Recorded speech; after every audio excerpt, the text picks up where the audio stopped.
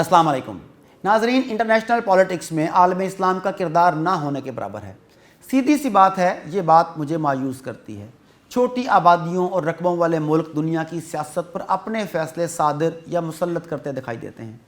उस्मानी खिलाफत के ख़ात्मे के बाद दुनिया की सियासत में आलम इस्लाम एक मुतासरफ फ़रीक ही नज़र आया। जब देखो दुनिया की तोपों का रुख किसी न किसी मुसलमान मुल्क की जानिब रहा। तवील मुद्दत के बाद ये पहला मौका है कि अब आलम कुफ्र की तोपों के रुख एक दूसरे की जानिब है।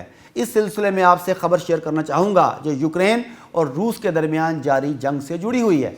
गुज़िश्ता दिनों सऊदी वली अहद शहज़ादा मोहम्मद बिन सलमान ने रूस और यूक्रेन के माबैन सालस का किरदार अदा करते हुए मराकश, अमेरिका, बरतानिया, स्वीडन और क्रोशिया समेत 5 ममालिक के 10 कैदियों को रहा करवाया।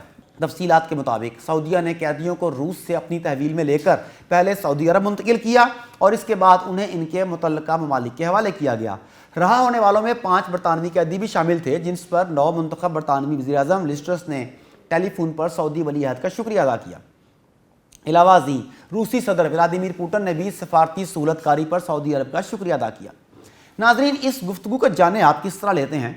बैनुल-अक़वामी सियासत का तालिब इल्म होने के नाते मुझे तो बड़ी खुशी हुई कि बैनुल-अक़वामी सियासत में आलम इस्लाम यानी हमारा भी कोई वजूद है, वरना जब देखो कोई ना कोई ऐरा गैरा नत्थू खैरा टांग पर टांग रखे, मूँछों को ताए देते सरपंच बना किसी न किसी मुसलमान मुल्क के सर पर गुर्ज मार रहा होता है।